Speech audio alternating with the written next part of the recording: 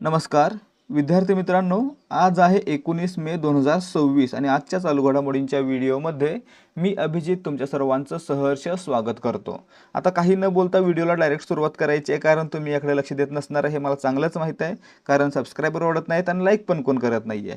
या ठिकाणी पहिला प्रश्न आहे, 52वी हिंद केसरी 2026 कुस्ती स्पर्धा कोठे आयोजित करण्यात आली होती? या ठिकाणी पहा, सातारा मध्ये असलेल्या छत्रपती शाहू महाराज स्टेडियम या ठिकाणी 52वी हिंद केसरी स्पर्धा 2026 पार पडलेली आहे, म्हणजे पर्याय बी या प्रश्नाचं योग्य उत्तर आहे। प्रश्न क्रमांक 2, 52व्या हिंद केसरी 2026 स्पर्धेत पुरुष गटाचा विजेता कोण ठरला? या ठिकाणी पहा, अंतिम सामना आहे तो महेंद्र गायकवाड आणि पृथ्वीराज मोहोळ यांच्यामध्ये झाला होता आणि महेंद्र गायकवाड हे 52व्या हिंद केसरी स्पर्धेचे विजेते ठरलेले आहेत, म्हणजे पर्याय सी या प्रश्नाचं योग्य उत्तर आहे। लक्षात काय ठेवायचं, 52वी हिंद केसरी स्पर्धा सातारा जिल्ह्यातील छत्रपती शाहू महाराज स्टेडियम या ठिकाणी पार पडली आणि याचे विजेता आहेत महेंद्र गायकवाड। पुढचा प्रश्न क्रमांक 3, हिंद केसरी 2026 स्पर्धेत पुरुष गटात उपविजेता कोण ठरला? आता काय पाहिलं आपण, स्पर्धा कोणामध्ये पार पडली, अंतिम सामना कोणामध्ये झाला? पृथ्वीराज मोहोळ आणि महेंद्र गायकवाड। महेंद्र गायकवाड जर विजेता असतील तर उपविजेता कोण असतील? पृथ्वीराज मोहोळ, म्हणून पर्याय डी या प्रश्नाचं योग्य उत्तर आहे।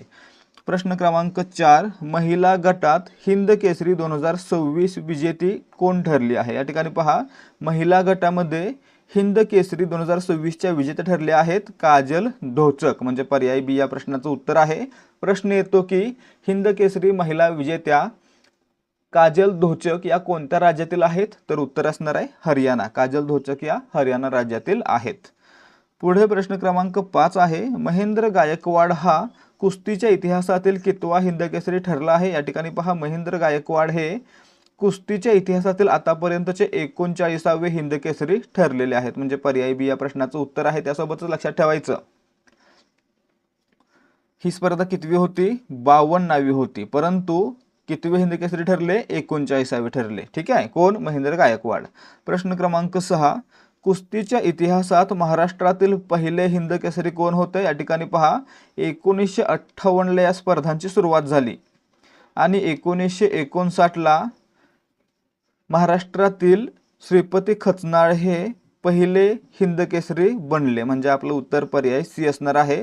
महाराष्ट्रातील पहिले हिंद केसरी कोण? श्रीपती खचनाळे। तर काही ठिकाणी उल्लेख आढळतो भारतातील पहिले हिंद केसरी कोण? तर श्रीपती खचनाळे असा उल्लेख आढळतो, परंतु ऑफिशियल माहितीनुसार 1958 साली पहिली हिंद केसरी स्पर्धा आहे ती रामचंद्र बाबू यांनी जिंकली होती, त्यामुळे रामचंद्र बाबू हे पहिले हिंद केसरी आणि श्रीपती खचनाळे हे महाराष्ट्रातील पहिले हिंद केसरी असं आपण मानूया। परंतु जर पर्यायामध्ये फक्त श्रीपती खचनाळे यांचं नाव असेल आणि पहिले हिंद केसरी विचारलं असेल तर त्या ठिकाणी उत्तर ठेवायचं आहे श्रीपती खचनाळे। जर पर्यायामध्ये रामचंद्र बाबू असेल तरच या ठिकाणी भारतातील पहिले हिंद केसरी कोण? रामचंद्र बाबू, आणि पर्याय नसेल तर त्या ठिकाणी श्रीपती खचनाळे, कारण या ठिकाणी बऱ्याच ठिकाणी कन्फ्युजन करून ठेवलेलं आहे सगळीकडे। प्रश्न क्रमांक 7, पंतप्रधान नरेंद्र मोदी यांना नुकताच कोणत्या देशाचा royal order of the polar star degree commander grand cross हा सन्मान प्रदान करण्यात आला? आता या ठिकाणी पाहायचं, प्रश्न कसा दिला, या ठिकाणी नरेंद्र मोदींना दिला गेलेला royal order of the polar star degree commander grand cross हा पुरस्कार कोणत्या देशाकडून दिला जातो? तर लक्षात ठेवायचं, प्रश्न परीक्षेला कसे येतात, royal order of the polar star degree commander grand cross हा कोणत्या देशाचा सर्वोच्च नागरी सन्मान आहे? तर लक्षात ठेवायचं आहे, हा स्वीडन या देशाचा सर्वोच्च नागरी सन्मान आहे आणि 2026 साली नरेंद्र मोदी यांना या पुरस्कारानं गौरवण्यात आलेला आहे, म्हणजे पर्याय बी या प्रश्नाचं योग्य उत्तर आहे। ठीक आहे, हा पुरस्कार स्वीडन देशामध्ये दिला जातो आणि हा स्वीडनचा सर्वोच्च नागरी सन्मान आहे। प्रश्न क्रमांक 8, पंतप्रधान नरेंद्र मोदी यांनी नुकताच कोणता अधिकृत दौरा पार पडला जो गेल्या 43 वर्षातील भारतीय पंतप्रधानांचा पहिलाच दौरा ठरला? या ठिकाणी पाहायचं आहे, गेल्या 43 वर्षामध्ये नॉर्वेला जाणारे पंतप्रधान नरेंद्र मोदी हे पहिलेच पंतप्रधान ठरलेले आहेत, म्हणजे पर्याय ए या प्रश्नाचं उत्तर आहे। पंतप्रधान नरेंद्र मोदी यांचा नुकताच नॉर्वे दौरा पार पडलेला आहे। ठीक आहे, पुढे पहा प्रश्न क्रमांक 9, पंतप्रधान मोदींना मिळालेला नॉर्वेचा grand cross royal Norwegian order of merit हा त्यांचा कितवा जागतिक पुरस्कार ठरला? या ठिकाणी पहा, पंतप्रधान नरेंद्र मोदींना grand cross royal Norwegian order of merit हा पुरस्कार देऊन गौरवण्यात आलं आणि मित्रांनो हा त्यांचा 32वा जागतिक किंवा आंतरराष्ट्रीय पुरस्कार ठरलेला आहे, म्हणजे पर्याय सी या प्रश्नाचं उत्तर आहे. तर लक्षात ठेवायचं आहे, grand cross royal Norwegian order of merit हा पुरस्कार कोणत्या देशाकडून दिला जातो? नॉर्वे देशाकडून दिला जातो. हे देखील लक्षात ठेवायचं, यावर देखील प्रश्न येतात.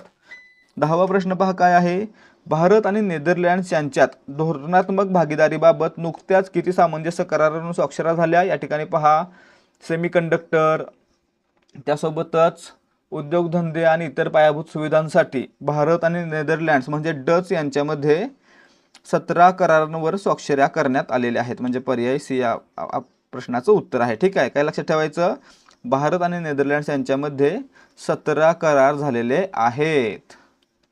प्रश्न क्रमांक 11, नेदरलँड्सचे विद्यमान पंतप्रधान कोण आहेत ज्यांनी पंतप्रधान मोदींची भारतात भेट घेतली? या ठिकाणी पहा, पंतप्रधान नरेंद्र मोदी यांची आणि नेदरलँड्सचे विद्यमान पंतप्रधान रॉब जेटन यांची नुकतीच भेट झालेली आहे, म्हणून पर्याय बी या प्रश्नाचं उत्तर आहे. रॉब जेटन हे काय आहेत? नेदरलँड्सचे विद्यमान पंतप्रधान आहेत. आता प्रश्न या ठिकाणी पूर्ण विचारलाय आपण. काय प्रश्न आहे? महत्त्वाचा प्रश्न कोणता आहे? नेदरलँड्सचे विद्यमान पंतप्रधान कोण आहेत, इतकं जरी विचारलं तर उत्तर काय असलं पाहिजे? रॉब जेटन हे सध्या नेदरलँड्सचे विद्यमान पंतप्रधान आहेत. ठीक आहे. प्रश्न क्रमांक 12, जागतिक आरोग्य संघटनेने नुकतेच कोणत्या देशातील इबोला विषाणूच्या उद्रेकामुळे सार्वजनिक आरोग्य आणीबाणी घोषित केली आहे? या ठिकाणी पाहायचं आहे, डेमोक्रेटिक रिपब्लिक ऑफ काँगो या देशामध्ये इबोला विषाणूचा उद्रेक झालेला आहे. आणि मित्रांनो, त्यामुळे या ठिकाणी मोठ्या प्रमाणात जीवितहानी झालेली आहे. त्यामुळे या ठिकाणी WHO काय केलं तर या देशामध्ये सार्वजनिक आरोग्य आणीबाणी घोषित केलेली आहे, म्हणजे पर्याय सी या प्रश्नाचं उत्तर आहे. डेमोक्रेटिक रिपब्लिक ऑफ काँगोमध्ये इबोलाचा उद्रेक झालेला पाहायला मिळतोय. प्रश्न क्रमांक 13, काँगोमध्ये इबोला विषाणूचा उद्रेक प्रामुख्याने कोणत्या प्रांतात झाला आहे जिथे मोठ्या संख्येने मृत्यूंची नोंद आहे? या ठिकाणी पहा, काँगोमधील इतुरी या ठिकाणी मोठ्या प्रमाणात इबोलाचा प्रसार झालेला पाहायला मिळत आहे, म्हणजे पर्याय बी या प्रश्नाचं उत्तर आहे. प्रश्न क्रमांक 14, देशात पहिल्यांदाच कोणत्या 2 महिलांच्या संयुक्त नेतृत्वात भारतीय जहाज चालवण्यात आले? या ठिकाणी पहा, देशात पहिल्यांदाच कॅप्टन मीरा उपाध्याय आणि रेश्मा निलोफर विशालाक्षी यांच्या नेतृत्वात भारतीय जहाज चालवण्यात आलं, म्हणजे पर्याय बी या प्रश्नाचं योग्य उत्तर आहे. प्रश्न क्रमांक 15, प्रख्यात कृषीशास्त्रज्ञ डॉक्टर गोपालजी त्रिवेदी यांना कृषी योगदानाबद्दल कोणता सन्मान जाहीर झालेला आहे? या ठिकाणी पहा, नुकताच प्रख्यात कृषीशास्त्रज्ञ डॉक्टर गोपालजी त्रिवेदी यांना कोणता पुरस्कार देण्यात आला? तर पद्मश्री पुरस्कार देऊन गौरवण्यात आलेला आहे, म्हणजे पर्याय सी या प्रश्नाचे योग्य उत्तर आहे. प्रश्न क्रमांक 16, भारतीय नौदलाने अत्याधुनिक नेव्हल सेलिंग नोडचे उद्घाटन कोठे केले? या ठिकाणी पहा, नेव्हल सेलिंग नोड याचं उद्घाटन भारतीय नौदलाकडून कोणत्या ठिकाणी करण्यात आलं? तर मध्य प्रदेशातील भोपाळ या ठिकाणी असलेल्या भोजताल या ठिकाणी करण्यात आलं, म्हणजे आपलं उत्तर काय असणार आहे? पर्याय सी, भोपाळ, मध्य प्रदेश. या ठिकाणी कोणतं ठिकाण आहे? तर भोजताल नावाचं ठिकाण आहे. या ठिकाणी यांनी नेव्हल सेलिंग नोडचे उद्घाटन केलेले आहे. ठीक आहे. याला दुसरं नाव काय? भोजतालला अप्पर लेक, भोपाळमधील अप्पर लेक या ठिकाणी याचं उद्घाटन करण्यात आलं. प्रश्न क्रमांक 17, 89वी जागतिक आरोग्य परिषद वर्ल्ड हेल्थ असेंब्ली कोठे पार पडली? या ठिकाणी पहा, 79वी जागतिक आरोग्य परिषद आहे ते स्वित्झर्लंडमधील जिनिव्हा या ठिकाणी पार पडलेली आहे, म्हणजे पर्याय ए या प्रश्नाचे योग्य उत्तर आहे. आता लक्षात ठेवायचं, WHO ही काय आहे? जागतिक आरोग्य संघटना. याचं मुख्यालय कोणत्या ठिकाणी आहे? तर स्वित्झर्लंडमधील जिनिव्हा या ठिकाणी आहे. आणि मित्रांनो, या परिषदेसाठी भारताकडून आरोग्यमंत्री, केंद्रीय आरोग्यमंत्री JP नड्डा सहभागी झालेले होते. असा देखील प्रश्न येतो की 79व्या जागतिक आरोग्य परिषदेत भारताकडून कोण सहभागी झालं होतं? काही वेळा नरेंद्र मोदी हे पर्यायामध्ये असतं, त्यामुळे खूप जण म्हणतात की नरेंद्र मोदी गेले, परंतु लक्षात ठेवायचं आहे, गेलेले कोण होते? आरोग्यमंत्री JP नड्डा. प्रश्न क्रमांक 18, भारतीय विशिष्ट ओळख प्राधिकरणाचे म्हणजे UIDAI चे नवे मुख्य कार्यकारी अधिकारी म्हणून कोणी पदभार स्वीकारला? आपण मागच्या आठवड्यात त्याच्यावर प्रश्न पाहिला होता. सौरभ विजय यांची UIDAI चे नवे CEO म्हणून नियुक्ती करण्यात आलेली आहे. मित्रांनो, त्यांनी नुकताच त्यांचा पदभार स्वीकारलेला आहे, म्हणजे आपलं उत्तर काय असणार आहे? पर्याय सी, सौरभ विजय हे UIDAI unique identification authority of इंडियाचे CEO बनलेले आहेत. ठीक आहे. प्रश्न क्रमांक 19 पश्चिम बंगालचे मुख्यमंत्री सुवेंदू अधिकारी यांनी महिलांसाठी दरमहा 3,000 रुपये आणि मोफत बस प्रवासाची कोणती योजना जाहीर केली आहे? या ठिकाणी पहा, पहिल्यांदाच पश्चिम बंगालमध्ये भाजपा म्हणजे भारतीय जनता पार्टीचे मुख्यमंत्री बनलेले आहेत आणि मित्रांनो ते कोण आहेत? सुवेंदू अधिकारी आहेत आणि त्यांनी नुकतेच महिलांसाठी दरमहा 3,000 रुपये आणि मोफत बस प्रवास देणारी अन्नपूर्णा भंडार योजना सुरू केलेली आहे. म्हणजे आपलं उत्तर काय असणार आहे? पर्याय बी, अन्नपूर्णा भंडार योजना त्यांनी सुरू केली पश्चिम बंगालमध्ये आणि याची सुरुवात कधी होणार आहे? 1 जून 2026 पासून सुरुवात होणार आहे किंवा लागू होणार आहे. प्रश्न क्रमांक 20 पुण्यातील दगडूशेठ हलवाई गणपती संस्थानाला राज्य सरकारकडून कोणत्या पर्यटन क्षेत्राचा दर्जा प्रदान करण्यात आलेला आहे? या ठिकाणी पाहायचं आहे, पुण्यातील दगडूशेठ हलवाई गणपती संस्थानाला राज्य सरकारकडून अ वर्ग पर्यटन क्षेत्राचा दर्जा देण्यात आलेला आहे. म्हणजे पर्याय ए या प्रश्नाचं उत्तर आहे. लक्षात ठेवायचं, दगडूशेठ हलवाई गणपती संस्थानाला अ वर्ग पर्यटन क्षेत्र म्हणून दर्जा देण्यात आलेला आहे. ठीक आहे.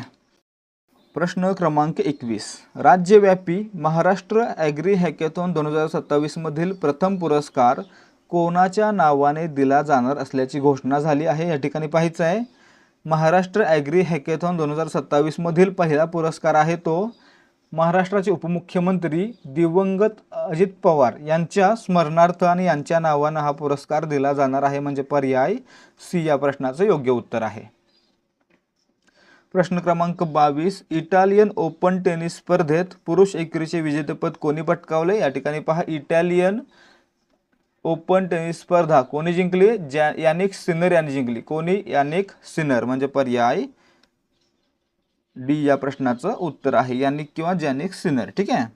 प्रश्न क्रमांक 23 इटालियन ओपनच्या अंतिम सामन्यात यानिक सिनरने कोणत्या खेळाडूचा पराभव केला? या ठिकाणी पाहायचं आहे, यानिक सिनर यांनी कॅस्पर रूड यांचा पराभव करून ही स्पर्धा जिंकलेली आहे. कोणती? इटालियन ओपन स्पर्धा कोणी जिंकली? यानिक सिनरने जिंकली. आणि कोणाचा पराभव केला? कॅस्पर रूड यांचा पराभव केला. म्हणजे पर्याय ए या प्रश्नाचं उत्तर आहे.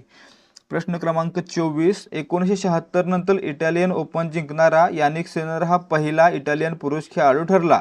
यापूर्वी हा किताब कोणत्या इटालियन खेळाडूने जिंकला होता? या ठिकाणी पाहायचं आहे, इटालियन ओपन स्पर्धा जिंकणारा इटालीमधील पहिलाच व्यक्ती आहे यानिक सिनर. आणि मित्रांनो दुसरा व्यक्ती आहे यानिक सिनर. याच्या अगोदर पहिला व्यक्ती कोण होता?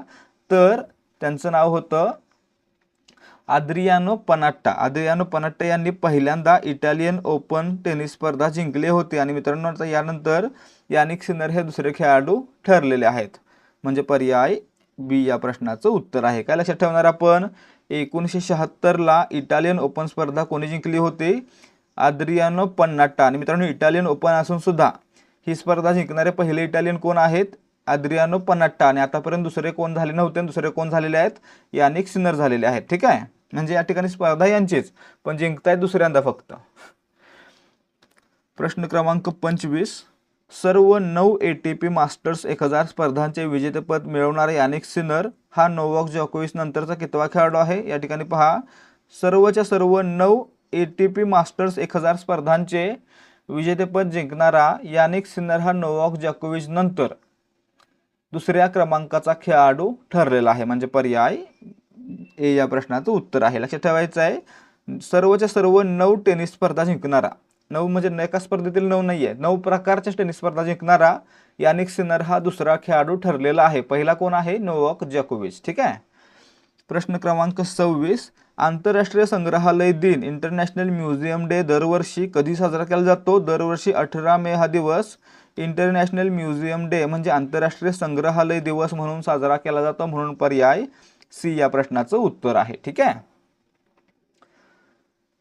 प्रश्न क्रमांक 27 2026च्या आंतरराष्ट्रीय संग्रहालय दिनाची थीम काय होती? या ठिकाणी पहा, 2026च्या आंतरराष्ट्रीय संग्रहालय दिनाची म्हणजे इंटरनॅशनल म्युझियम डे ची थीम होती म्युझियम्स युनायटिंग अ डिवायडेड वर्ल्ड. काय थीम आहे? म्युझियम्स युनायटिंग अ डिवायडेड वर्ल्ड. म्हणजे पर्याय बी या प्रश्नाचं उत्तर आहे.